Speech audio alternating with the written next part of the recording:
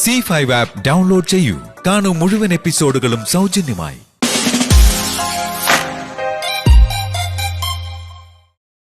എനിക്ക് ഡിവോഴ്സ് വേണം. നിന്നെ എന്നെ ചുമന്നുകൊണ്ട് നടക്കാൻ എനിക്ക് വയ്യ. ബാലു ഇക്കാര്യം ഡിക്കയോട് സംസാരിച്ചോ? ഡിക്കയോട് ഞാൻ എന്തിനു സംസാരിക്കണം? എന്റെ ഭാര്യയും ഞാനും തമ്മിലുള്ള കാര്യം ഞാൻ അറിഞ്ഞ പോരെ. എന്റെ ഭാര്യയെ ഡിവോഴ്സ് ചെയ്യാൻ എനിക്കാണ് അവകാശം. ഇതൊക്കെ ഡിക്കയോട് ചോദിക്കുന്നത് എന്തിനാ?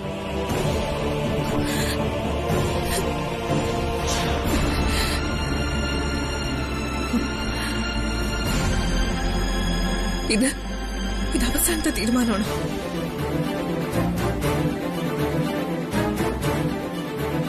അതെ. എന്നാലേ ഞാൻ എന്റെ തീരുമാനം പറയാം. ഈ ജന്മത്ത് ഞാൻ നിങ്ങളെ ഡിവോഴ്സ് ചെയ്യില്ല. അങ്ങനെ എന്റെ കയ്യിൽ നിന്ന് ഡിവോഴ്സ് വാങ്ങിയിട്ട് വേറൊരു പെണ്ണിനെ കല്യാണം കഴിച്ച് സുഖമായിട്ട് ജീവിക്കാന്ന് ബാലു സ്വപ്നത്തിൽ പോലും വിചാരിക്കണ്ട. നിങ്ങളുടെ ഈ തീരുമാനത്തിന് പിന്നില് ആരുടെയൊക്കെ കുത്തിത്തിരിപ്പാണെന്ന് എനിക്ക് നല്ലതുപോലെ അറിയാം. ഞാനത് അംഗീകരിച്ച് തരാൻ പോകുന്നില്ല ബാലു. ഈ ജീവിതകാലം മുഴുവൻ ഞാൻ ഈ അമരാവതിയിൽ നിങ്ങളുടെ ഒപ്പം തന്നെ ജീവിക്കും. നിങ്ങളുടെ ഭാര്യയായിട്ട് തന്നെ ജീവിക്കും. എനിക്ക് ഡിവോഴ്സ് തരാൻ മനസ്സില്ലാന്ന് നിങ്ങളുടെ ഉള്ളിൽ ഈ കുത്തിത്തിരിപ്പ് ഉണ്ടാക്കി തന്നവരോടെ ചെന്ന് പറഞ്ഞേക്ക്. എന്നോട് ആരും ഒരു കുത്തിത്തിരിപ്പ് ഉണ്ടാക്കിയിട്ടില്ല. എന്റെ കാര്യങ്ങൾ തീരുമാനിക്കുന്നത് ഞാൻ തന്നെയാ. ഡിവോഴ്സ് വേണമെന്നുള്ളത് എന്റെ തീരുമാനോ. ഇത്രയ്ക്ക് ബുദ്ധിയില്ലാത്ത ആളായി പോയല്ലോ ബാലു. ഒരു പെണ്ണിനെ ഡിവോഴ്സ് ചെയ്യാൻ കൃത്യമായ കാരണങ്ങൾ വേണം. അതറിയോ ബാലുവിന്? എന്നെ ഡിവോഴ്സ് ചെയ്യാൻ എന്ത് കാരണം ബാലു കോടതിയിൽ പറയാൻ പോകുന്നത്? ഞാനൊരു ചീത്ത പെൺകുട്ടിയാണെന്ന്? അതോ എനിക്ക് മറ്റു പുരുഷന്മാരുമായി ബന്ധമുണ്ടെന്നാണോ? അതൊരു ഭാര്യയുടെ കടമകൾ നിർവഹിക്കാൻ എനിക്ക് ശേഷിയില്ലെന്നാണോ? കോടതിക്ക് മുന്നിൽ നിങ്ങൾ എന്ത് കാരണം പറയും?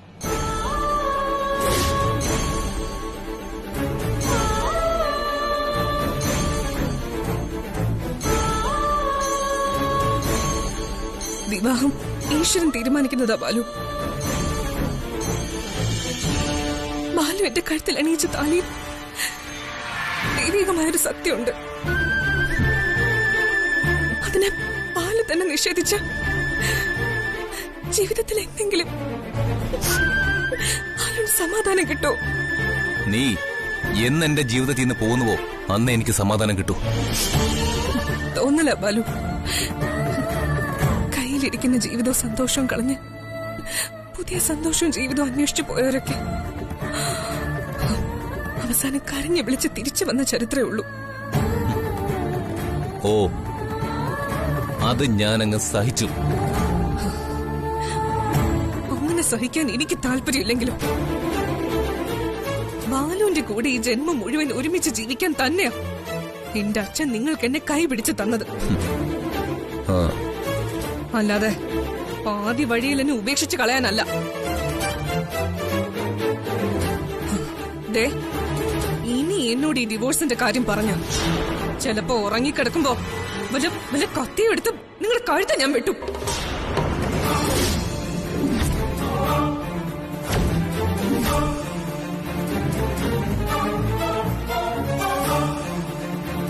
ഉറപ്പായിട്ടും നിങ്ങൾ ഞാൻ കൊല്ലും.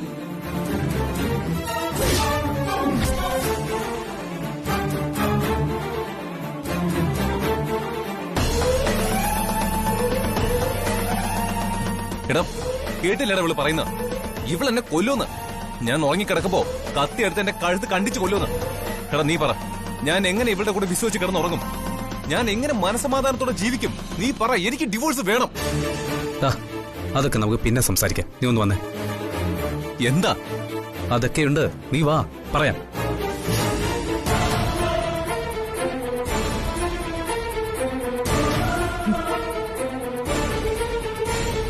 ഡിവോഴ്സ് വേണം പോലും. ഡിവോഴ്സ് പേപ്പർ കൊണ്ടിങ്ങ് വാ.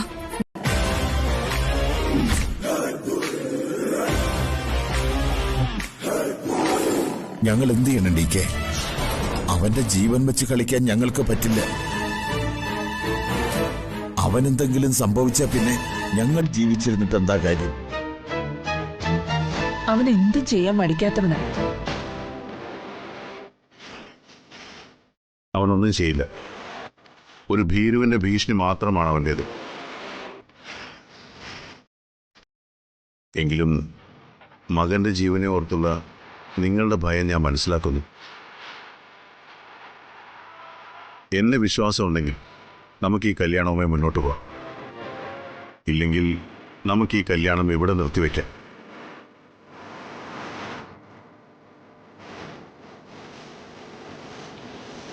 പക്ഷെ ഒരു കാര്യം നിങ്ങൾ ഓർക്കണം, ജീവിതത്തിൽ ധൈര്യം കാണിക്കുന്നിടത്ത് കാണിച്ചില്ലെങ്കിൽ തോൽവിയായിരിക്കും ഫലം. നിങ്ങളെന്തായാലും ആലോചിച്ചൊരു തീരുമാനം പറ. ഒരു കാര്യം ഞാൻ നിങ്ങൾക്ക് ഉറപ്പു തരാം, ഈ കല്യാണം നടക്കുന്നതുകൊണ്ട് അവന്റെ ജീവനോ ജീവിതത്തിനോ ഒരു കുഴപ്പവും സംഭവിക്കില്ല. അവനെ ഞാൻ സംരക്ഷിക്കും. ഇതെന്റെ വാക്കാ. മതി, എനിക്ക് ഈ ഉറപ്പ് മതി.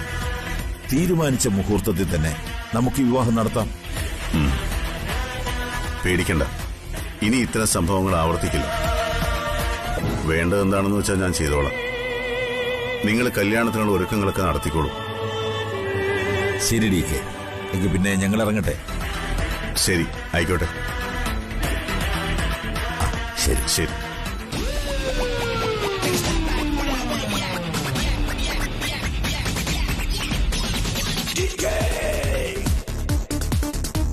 ഇപ്പോ ഒരു 5 മിനിറ്റ് ഒന്ന് സംസാരിച്ചിട്ട് പോണം. എനിക്ക് നിങ്ങളോടൊന്നും സംസാരിക്കാനില്ല. നിങ്ങൾ മാറിയേ, എനിക്ക് പോണം.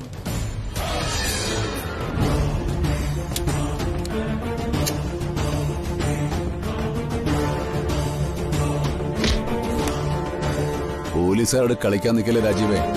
നീ ഇറങ്ങുന്നോ അതോ ഞാൻ പിടിച്ചിറങ്ങണം?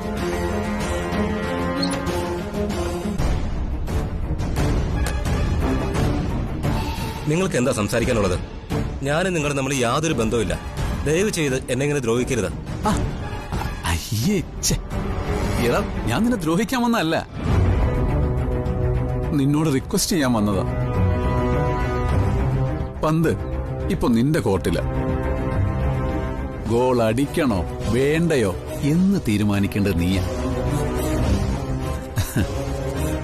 ഇനി എന്റെ പോസ്റ്റിലേക്ക് നീ ഗോൾ അടിച്ച നിന്റെ ചീട്ട് ഞാൻ കീറും. എടാ, അവൾ ഈ കല്യാണം വേണ്ടാന്ന് പറഞ്ഞു. അതെന്തുകൊണ്ടാണെന്നറിയോ നിനക്ക്? എന്നോടുള്ള സ്നേഹം കൊണ്ടാ. രാജീവേ, നിന്നോട് എനിക്ക് ഒരു വിരോധമില്ല. പക്ഷെ പ്രിയ, അവളെ എനിക്ക് വേണം. എടാ, അവക്ക് ഞാനില്ല ജീവിക്കാൻ പറ്റില്ലടാ, അത് മനസ്സിലാക്ക്. അതുകൊണ്ടാ അവൾ നിന്നെ വേണ്ടാന്ന് പറഞ്ഞത്. എന്നെ വേണ്ടാന്നല്ല പ്രിയ പറഞ്ഞത്, അവൾക്കിനി കല്യാണമേ വേണ്ടെന്നാ പറഞ്ഞത്. അത്രമാത്രം അവൾ ജീവിതത്തെ വെറുത്തു നിങ്ങൾ കാരണം. അവൾക്ക് നിങ്ങളെ കാണുന്നതേ വെറുപ്പാണ്. അത് നീയാണോടാ തീരുമാനിക്കുന്നത്? ഒരു തവണ നിനക്ക് ഞാൻ വാണിങ്ങി തന്നതാ. ഇതിപ്പോ 2ാം തവണയാ ഞാൻ നിന്നോട് വേദം ഓതുന്നത്. ഈ കല്യാണത്തിൽ നിന്ന് അവള് പിന്മാറി, നീയും പിന്മാറണം. ഇനി ആലോചനയായിട്ട് മുന്നോട്ട് പോകരുതെന്ന് നിന്റെ തന്തയോടും തള്ളയോടും പറഞ്ഞേക്കണം. അല്ലെങ്കിൽ മകന്റെ ശവം കണ്ട് അവർക്ക് നിലവിളിക്കേണ്ടി വരും. അത് നീ എന്നെ കൊണ്ട് ചെയ്യിക്കരുതേ. പറഞ്ഞ് മനസ്സിലാക്കി കൊടുക്കണം മോന്റെ അച്ഛനോടും അമ്മയോടും. നിന്റെ ജീവൻ നിനക്കെത്ര വലുതാണെന്ന്.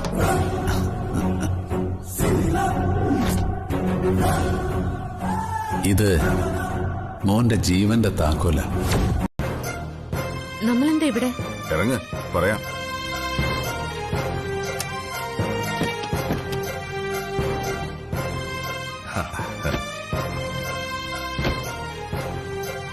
ആഹാ, രാജീവോ? എന്താ ഇവിടെ? ഞാൻ വിളിച്ചിട്ട് വന്നോ? ഓ അത് ശരി. അപ്പൊ എനിക്കിട്ട് പണി തന്നതല്ലേ? രാജീവ് വന്നിട്ട് അധിക നേരം ആയോ? ഇല്ല സർ, എത്തിയതേ ഉള്ളൂ. എന്താ വിളിച്ച? സാറെന്നോ? ഏട്ടൻ അങ്ങനെ വിളിച്ചാ മതി. ഭാര്യയുടെ ചേച്ചിയുടെ ഭർത്താവിനെ ഏട്ടൻ എന്നല്ലേ വിളിക്കുക?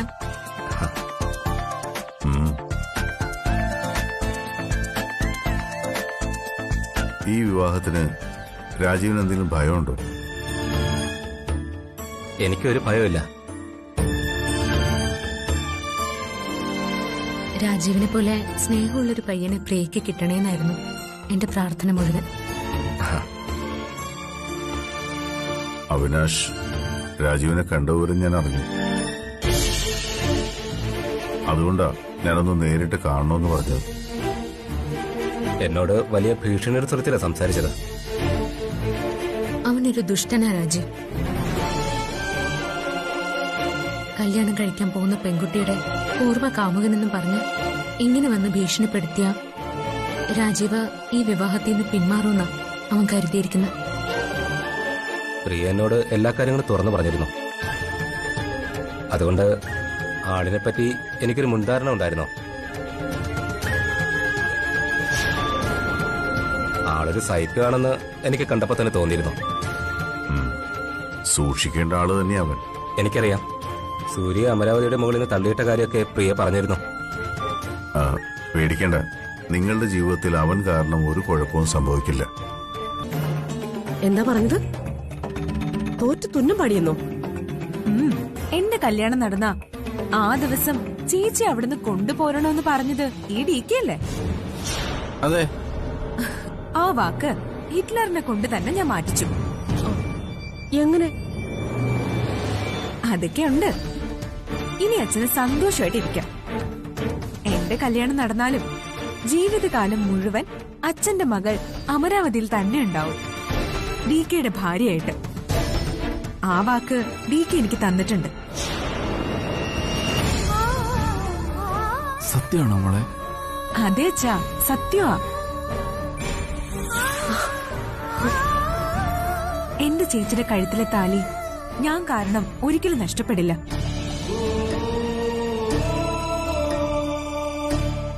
മരണം വരെ എന്റെ ചേച്ചി ഹിറ്റ്ലറിന്റെ ഭാര്യയായിട്ട് തന്നെ ഇരിക്കും.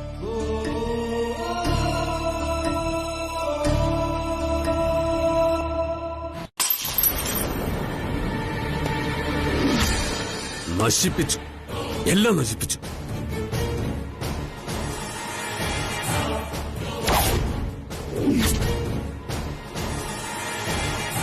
എന്താ സാറേ, എന്തു പറ്റി? എല്ലാം എന്റെ വഴിക്ക് വരുമെന്ന് ഏതാണ്ട് ഞാൻ ഉറപ്പിച്ചതാ. പ്രിയ വിവാഹം വേണ്ടെന്ന് പറഞ്ഞപ്പോ ഞാൻ ഒരുപാട് സന്തോഷിച്ചു. പക്ഷേ ഇപ്പൊ എന്റെ എല്ലാ കണക്കൂട്ടലും തെറ്റി.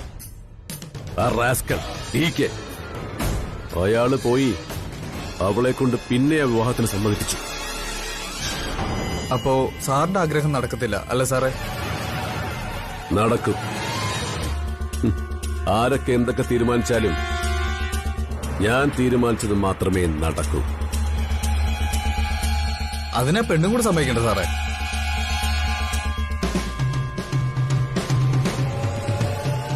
അല്ല സാറേ, ഞാനൊരു കാര്യം ചോദിച്ചോട്ടെ. സാറിന് ഈ ലോകത്ത് സുന്ദരികളെ എത്രയോ പെൺകുട്ടികൾ വേറെ കിട്ടും. ചുമ്മാ എന്തിനാ സാറേ ഇതിന്റെ പിറകെ നടന്ന് സമയം കളയുന്നെ?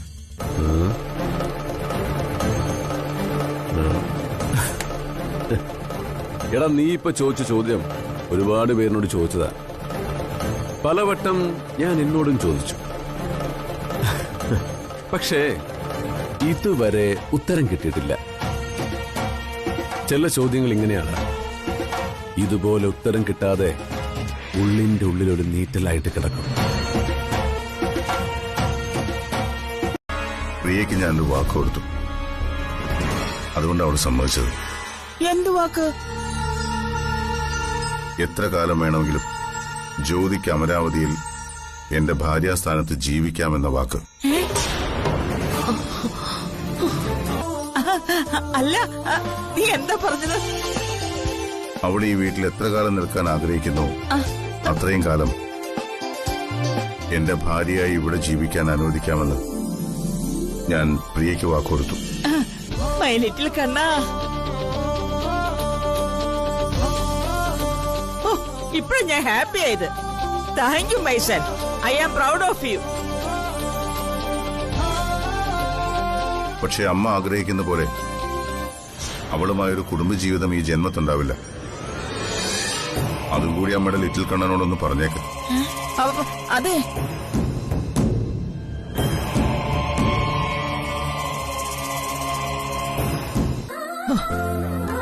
എന്റെ കൃഷ്ണ ഗുരുവായൂരപ്പ.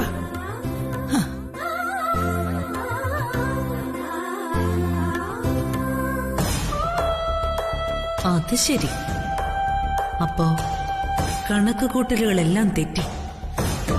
ജീവിതകാലം മുഴുവൻ അവൾ ഈ അമരാവതിയിൽ തന്നെ കാണും. എന്തൊരു മണ്ടനായി ഡീക്കെ. അനിയത്തിയുടെ കല്യാണം നടത്താൻ ചേട്ടത്തിയെ ജീവിതകാലം മുഴുവൻ സഹിക്കാമെന്ന് വാക്ക് കൊടുത്തു പോലും. മാറിപ്പോയി ഡീക്കെ, വല്ലാതെ മാറിപ്പോയി. ഇനി സൂക്ഷിക്കണം.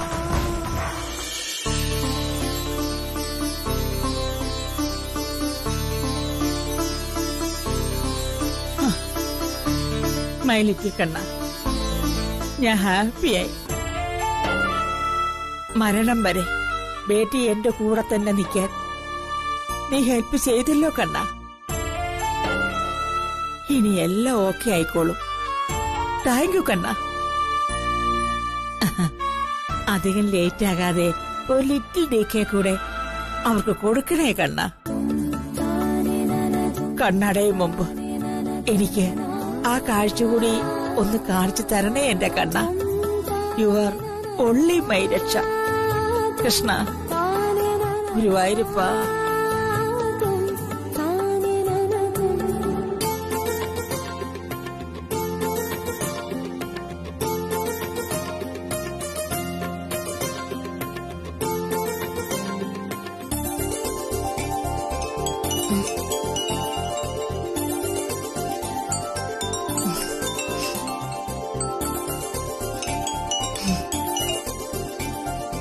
ഹലോ.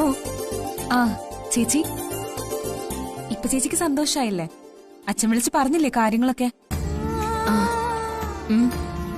പറഞ്ഞായിരുന്നു. എനിക്ക് ഉറപ്പുണ്ട്, ഇന്നല്ലെങ്കിൽ നാളെ DK ചേച്ചി സ്വീകരിക്കും. ചേച്ചിയുടെ ഉള്ളിലെ സ്നേഹം കണ്ടില്ലെന്ന് നടിക്കാൻ DKക്ക് ഇനി കഴിയില്ല ചേച്ചി. സുപ്രിയയുടെ മുഖം DKയുടെ മനസ്സിലുണ്ട്. പക്ഷേ എനിക്കൊരു കാര്യം മനസ്സിലായി. DKയുടെ ഉള്ളിൽ ചേച്ചിയോട് സ്നേഹം. DKയുടെ വാക്കുകളിൽ ഞാനത് തിരിച്ചറിഞ്ഞു. എനിക്ക് അങ്ങനെ ഒരു വിശ്വാസമൊന്നും ഇല്ല മോളെ. സുപ്രിയ മറന്ന് DK എന്നെങ്കിലും എന്നെ സ്നേഹിക്കുന്ന ഒരു വിദൂര സ്വപ്നം പോലും എനിക്കില്ല. പക്ഷേ DK എനിക്ക് വാക്ക് തന്നിട്ടുണ്ട്. ചേച്ചിക്ക് ഇഷ്ടമുള്ളിടത്തോളം കാലം അമരാവതിയിൽ ചേച്ചിക്ക് താമസിക്കാം, അതും DKയുടെ ഭാര്യയായിട്ട്. അതുകൊണ്ടാ ഞാൻ ഈ കല്യാണത്തിന് സമ്മതിച്ചത്. പറയുന്ന വാക്കിന് സ്വന്തം ജീവന്റെ വില നൽകുന്ന ആളല്ലേ ചേച്ചിയുടെ ഭർത്താവ്. അപ്പോ എനിക്ക് തന്ന വാക്കും DK തെറ്റിക്കില്ല. ഇന്നല്ലെങ്കിൽ നാളെ നിങ്ങൾ സ്നേഹത്തോടെ ജീവിക്കുന്നത് ഞാൻ കാണും. എനിക്ക് ഉറപ്പാ. നിന്റെ വിശ്വാസം നിന്നെ രക്ഷിക്കട്ടെ. ഞാൻ പറഞ്ഞത് സത്യമാണെങ്കിൽ ചേച്ചിക്കുണ്ടാവുന്ന ആദ്യത്തെ കുഞ്ഞിന് എന്റെ പേരിട്ടാ മതി. താരേച്ചിക്ക് കഥ എഴുതാൻ നല്ല കഴിവുണ്ട്. ഇതുപോലെ എന്ത് കാര്യവും നല്ല ഈസിയായി സങ്കല്പിച്ചെടുക്കാൻ പറ്റും. നാണമില്ലേ നിങ്ങൾക്ക് രണ്ടിനും ഇതുപോലുള്ള വൃത്തികെട്ട കഥകൾ ഉണ്ടാക്കാൻ? ഇതറിഞ്ഞ നിമിഷം മുതൽ ആ പാവത്തിന്റെ നെഞ്ചിരിക്കുന്നത് കണ്ടവളാ ഞാൻ. എന്നിട്ടും ജ്യോതിയുടെ പ്ലാനിംഗ് ആണ് പോലും. കഷ്ടം. എന്തൊരു ദുഷ്ട ജന്മങ്ങളാ രണ്ടും. അധികം നെഗളിക്കേണ്ട നീ. അവളതൊക്കെ ചെയ്യും. അവൾക്കറിയാം DK വിചാരിച്ചാലല്ലാതെ അവൾക്കിനി അമ്മായിയമ്മ കളിച്ച് ഇവിടെ നിൽക്കാൻ പറ്റില്ലാന്ന്. അതിനവള് കളിച്ച കളിയായത്. ഇപ്പൊ എല്ലാം അവൾ ഉദ്ദേശിച്ച കടവിലെത്തി. നിനക്കും ഈ നാടകത്തിൽ മനസ്സറിവുണ്ടോടി? അതെ, എനിക്കിങ്ങനെ ഒരു ഐഡിയ തോന്നിയിരുന്നെങ്കിൽ ആദ്യം തന്നെ ഞാനത് പറഞ്ഞു കൊടുത്തേനെ. പ്രിയയ്ക്ക് അവളുടെ ചേച്ചിയോടുള്ള സ്നേഹം സത്യമായതുകൊണ്ടാ അവൾ ഈ കല്യാണം വേണ്ടെന്ന് വെച്ചത്. അത് മനസ്സിലാക്കാൻ പറ്റാത്തൊരു മണ്ടന അടിയിക്കെന്ന് നിങ്ങൾ കരുതുന്നുണ്ടോ? ജ്യോതിയെ എങ്ങനെയെങ്കിലും ഇവിടെ ഇറക്കി വിടാൻ കാത്തിരിക്കുന്ന നിങ്ങൾക്ക് അത് നടക്കില്ല എന്ന് മനസ്സിലായപ്പോ സമനില തെറ്റി. സത്യത്തിലേ നിങ്ങൾ രണ്ടിനെയും വല്ല സൈക്കാട്രിസ്റ്റിനെയും കാണിക്കണം. മനോരോഗത്തിന് ചികിത്സിക്കണം. എടീ നിന്നെ ഞാൻ... അതെ, കൂടുതൽ മൂപ്പിക്കല്ലേ. പണ്ട് നിങ്ങളുടെ മുന്നിൽ പേടിച്ചു നിന്ന പഴയ ചിത്രയല്ല ഞാൻ.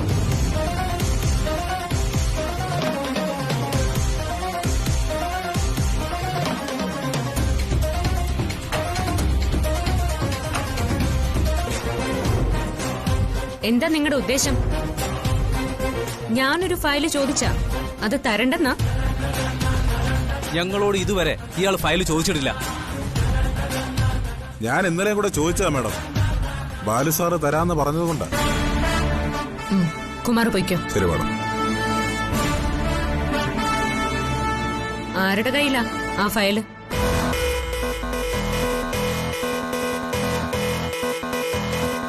ചോദിച്ചത് കേട്ടില്ലേ? ഞങ്ങളുടെ അധികാരത്തിൽ ജ്യോതി കൈ കടത്തുന്നത് ശരിയല്ല. ഞങ്ങൾ ചെയ്യേണ്ട കാര്യങ്ങൾ ചെയ്യാൻ ഞങ്ങൾക്കറിയാം. പരാതി വല്ലതുണ്ടെങ്കിൽ ഡിക്കോട് ചെന്ന് പറയും. ഓ, എങ്കിൽ പിന്നെ ഡിക്കയോട് സംസാരിച്ചിട്ട് മതി നിങ്ങൾ ഇവിടെ ജോലി ചെയ്യുന്നത്. നിങ്ങൾ ഇനി എത്ര കരഞ്ഞാലും കാല് പിടിച്ചാലും നിങ്ങളെ ഞാൻ ഈ ജന്മത്ത് വിവാഹം കഴിക്കില്ല. എന്റെ വിവാഹം തീരുമാനിച്ചു. രാജീവാണ് വരൻ. അയാളെ ഞാൻ വിവാഹം കഴിക്കുകയും ചെയ്യും. അപ്പോ നീ തീരുമാനിച്ചു കഴിഞ്ഞു? കഴിഞ്ഞു. ഇനി മാറ്റമില്ല? ഇല്ല.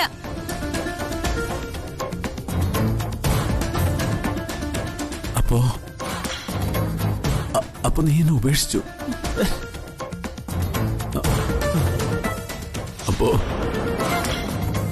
അപ്പൊ ഞാൻ ഈ കാല് പിടിച്ചതും യാചിച്ചതൊക്കെ വെറുതെ? ഇത്രയും നാൾ നിന്നെ മനസ്സിൽ കൊണ്ടു നടന്നതും വെറുതെ? നിങ്ങൾ ഇനി എന്റെ ജീവിതത്തിലേ ഇല്ല. നിങ്ങളുടെ ഓർമ്മ പോലും എനിക്ക് ഉറപ്പാ. മതി മതി, എനിക്ക് വയ്യ.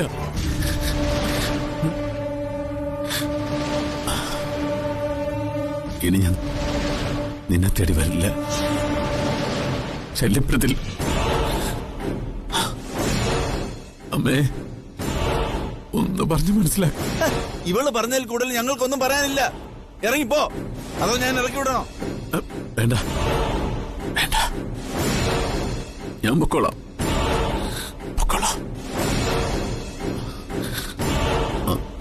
പ്രിയേ, നീ എന്നോട് ഇങ്ങനെ ചെയ്യുമെന്ന് ഞാൻ ഒരിക്കലും കരുതി. താങ്ക്സ്. Bye bye.